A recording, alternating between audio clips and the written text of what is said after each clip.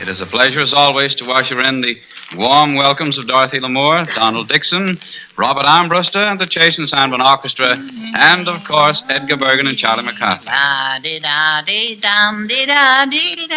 Well, what brings on these high spirits, my little man? Oh, just happy, Mr. Valley, just happy. Oh, la-di-dum-di-dum-di-dum. Well, if you'll just suppress your exuberance momentarily, I'd like to extend greetings to our two very fair visitors this evening, Loretta Young and Vera Vague. Oh, Loretta Young and Vera Vague. Oh. Discounting Charlie's background music, may I say that it is the combined wish of all of us that you continue to derive as much enjoyment out of Chase and Sanborn coffee as you tell us you receive from our show. Oh, Chase and Sanborn, da-di-da. Charlie, such exhilaration must have a cause behind it. Oh, what is it? It has. Oh, I don't know. Just happy, that's all. Happy days are here again, 'cause Mortimer ain't near again. So that's it. I might have known. Well, Tenor McCarthy, if you stop your very indefinite crooning, baritone Donald Dixon would like to get in a few notes. I can't figure it out. You mean Dixon's song? No. What is it that's worried you, Bergen? Quiet, Donald. I just can't figure it out. Well, stop worrying, Berg. Stop worrying. I tell you, everything is all right. What's the matter, Edgar? What did you say, Don? I said, what's the matter? Oh. Well, I don't know, Don. I haven't seen Mortimer for the last 4 days, and I don't know what could have happened to him. Well, now, don't worry about Mortimer. He's all right. Yes? Everything happens for the best, says I. Yeah. Well, I'm not sure. Maybe he's lost. Oh. Maybe he's hungry. Oh, he can always eat roots and herbs, you know. Sagebrush. Well, I don't know. I thought Mortimer was happy in Hollywood. I wonder where he is. Well, maybe he's gone on a personal disappearance tour.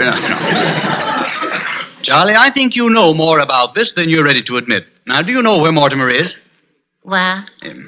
I say, do you know where Mortimer is? Who? Mortimer Snurd. Oh, him, yes. Well, stop worrying, Bergen. You're such a fuss budget. Yeah. Probably he's gone back to Snurdville, huh? I don't think he has. I'll give you 8 to 5 he has. Oh. You mean Mortimer went back to Snurdville? Yes, he did, yes.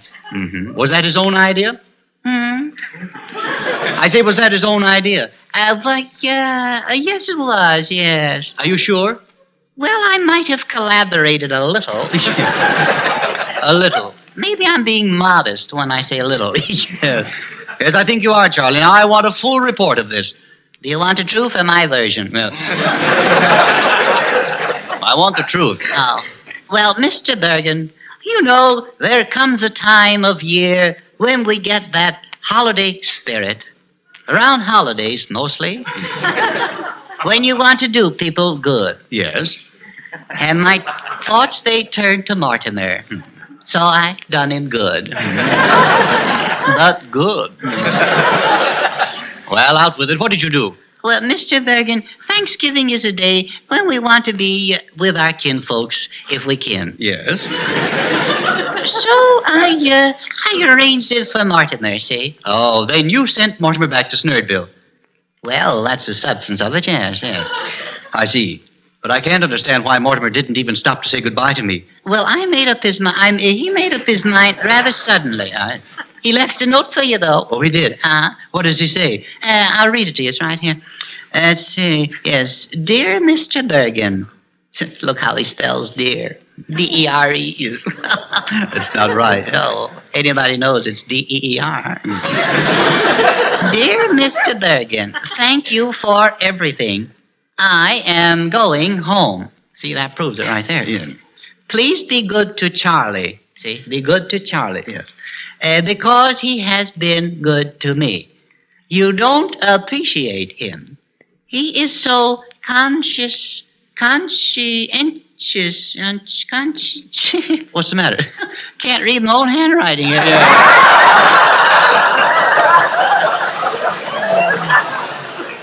That's what I thought. Now, Charlie, I want you to tell me how you got the money to send Mortimer back home. I sent him on a bus. Well, a round trip? Oh, no. One way. To Snurdville. Yes. But you still haven't answered my question. How did you get the money? How? How? How? What is this, Indian talk? Oh. Where did you get the money? That's different. I got it around the house. Well, where? Well, sure. There's my piggy bank, you know. Oh, yes, your piggy bank. Yeah. Uh-huh. I performed a major operation on it. I removed everything. Yeah. You left nothing in your piggy bank? Not a soul. Yeah.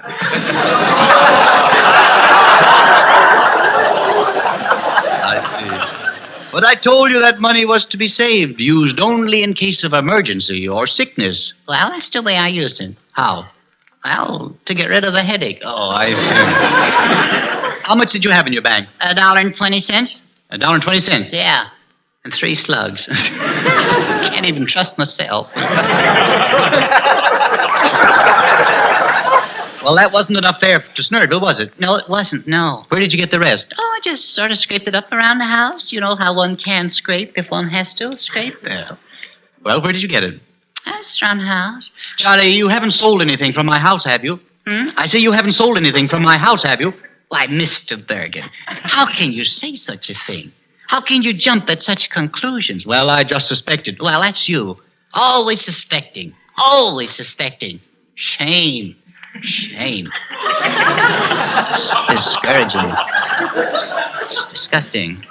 Makes me feel cheap. Yeah. Well, have you taken anything from the house? Well, yes, I have. Yeah. A couple of knickknacks. Yes, a nick here and a nick there. Well, what knickknacks? Well, you know, that funny-looking gun you had in your trophy room? You mean my elephant gun? Yeah, that silly thing. Well, what about it? It's gone. Silly. Yes. Charlie, that's a very valuable gun. It is? Yes. I was afraid it would be. It was owned by a Maharaja. Owned by a Maharaja? Yes. Maharaja, yeah. Well, that don't mean a thing when you're hawking it.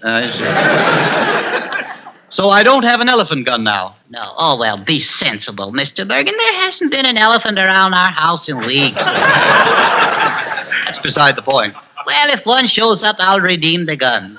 Gee, I don't know. Every time I try to do some kind deed, I get in trouble. It's discouraging. Well, I wouldn't exactly call it a kind deed, Charlie. You know, you spoiled my entire holiday. I spoiled it? Yes, you did. Oh, well, why? Well, I planned on having Mortimer for Thanksgiving dinner. You did? Yes. I don't think he would have tasted better than the turkey we had. Oh, I see what you mean, yeah. Charlie, Thanksgiving Day should mean more to us than just eating turkey. Yeah. There's sweet potatoes, too. You know, more than that. Pie? No. What? Well, there's the Pilgrims. Oh, I never tasted any of them. Oh, well,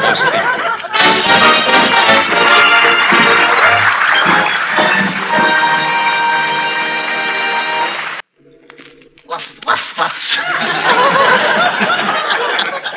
Charlie, what are you doing? I'm trying to attract Miss Young's attention. I've been sitting over there with a grin from ear to monocle, and she doesn't even look at me. Ruff. Hello, Charlie. I'm sorry. Work at work. I knew I'd get her. Apparently, you listened to that little doggy drama we did, huh? Yeah. What was the name of it? Puppy Love? No. Although we might have called it a mild case of distemper. Yeah. Doggone, Loretta, you killed me. Say, you know, I was just thinking that if you made that play into a picture, I got a swell finish for it. Oh, you mean with the dog sitting up and saying, "That's all, folks"? No, that ain't it, no. Oh. It's a close-up picture of the dog's tail wagging. Oh, that would be cute. Yeah. The dog wagging his tail. Yeah. Mhm. See? Happy ending. I guess it wasn't as good as I thought it was. You know, Loretta, only a few nights ago, Charlie and I saw your latest picture, Eternally Yours. Didn't we, Charlie? Yeah, that was the one where she's married to a magician, isn't it? Yeah. Yeah. I enjoyed it immensely, Loretta. You see, I'm interested in magic. Oh, are you, Edgar? Yes, Bergen is a presto agitator. A what? Prestidigitalis. No. Just let me flounder. I'll get it. Presto indigestion. No. Press the middle valve down. All right. Charlie, Charlie, what you mean is prestidigitator, huh? Yeah, that's it. That's it. It was press something, yeah. That's what Bergen is, still. He really is, still. Yeah, really is. Yeah, aren't you? Yes, well, I once did a magic act in vaudeville. Oh, what kind of magic did you do, Edgar? Was it sleight of hand or illusions? Well, it was sort of a disillusion, financially. The best thing Bergen did was a rope trick. Oh, yes, I've seen that one. Huh? You mean cutting a rope into pieces and then restoring it? No, he does a better one than that, don't you? Well, I guess it is. Yes, he lets the rope out of the hotel window with a suitcase on the end of it. Now, wait a minute. Yes, you did. He did once, yes, you did. What an illusion that was. Fooled everybody. Not the hotel detective. That isn't true. Oh, you did fool him. Oh. Well, I didn't know. You never told me. I'll have you know that the Magician Society thought enough of my legerdemain to give me a testimonial dinner. Why, that's wonderful, Edgar. Just think of it, Charlie, a testimonial dinner. Yes, sir, they did. Every one of them testified he was a disgrace to the profession. Oh, I don't believe that, Charlie. Well, I'll wager that Edgar was a wonderful magician. Well, let's say a good magician. Let's say rotten, and then we'll have it. I suppose as a magician, the first thing people ask you is, how do you do your tricks? Does that become awfully bothersome? Well, no, I didn't have any trouble that way. No, he didn't, no. The way Bergen worked the trick, he left nothing to the imagination. He removed all mystery.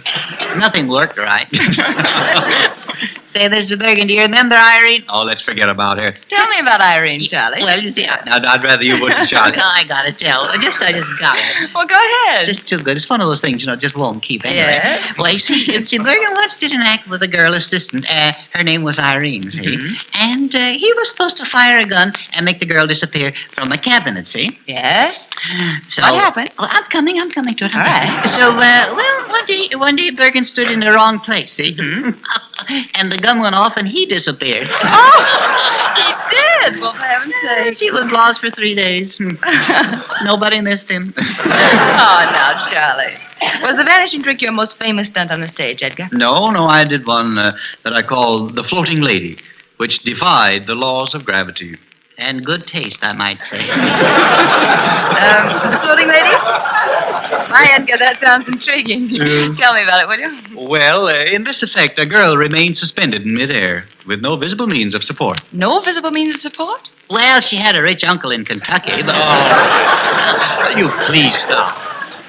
I was very proud of that effect, Loretta. Well, I don't wonder. How did you do it? How did I do it? Uh-huh. Well, to keep a girl suspended in midair required a command of supernatural powers and thorough knowledge of hypnosis. And 4 strong wires. 5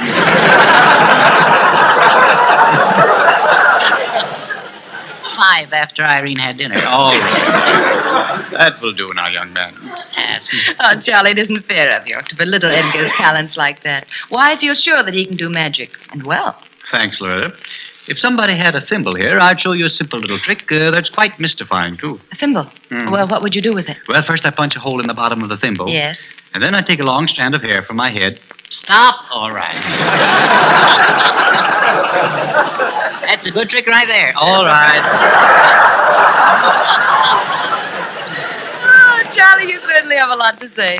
After all, where were you when Edgar was doing all these tricks? I was there, saving the act as usual. Uh-huh. And just what did you do? I used to throw a rope up in the air, see? Now follow this, because it's terrific, see? I threw a rope right up in the middle of the air, see? Yes. Climb up to the top of it, and then disappear. No. Yeah, and for an encore, I'd pull the rope up after me. Thought nothing of it either. That's what I did. You don't believe me, huh? Well, no, frankly, Charlie, I'm afraid I don't. Oh. You know, I do a little mind reading every now and then myself. Oh, mind reading, eh? Uh-huh. You mean you can really tell when I'm lying? You bet I can. Yeah. Yeah, well, you gotta prove this mind reading stuff to me. I don't believe in the stupid natural. I'm skeptical. All right, Charlie, I'll prove it to you. Now, you just think of a number between 1 and 20, and I'll tell you what it is. Yeah, 1 and 20. I see. There's so many of them, I don't know which one. Take your time. Okay, I got one. Very well, you're thinking of 6. No. That's funny. 10? No. Guess again. 14? No.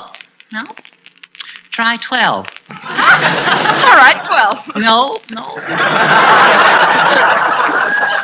It was 6 all the time. Well, I said 6 the first time. Oh, did you? Well, I knew I heard it someplace. What other tricks don't you do, Loretta? Well, I know one I'm going to do right now. What's that? I'm going to make myself disappear. So long, Charlie. Yeah.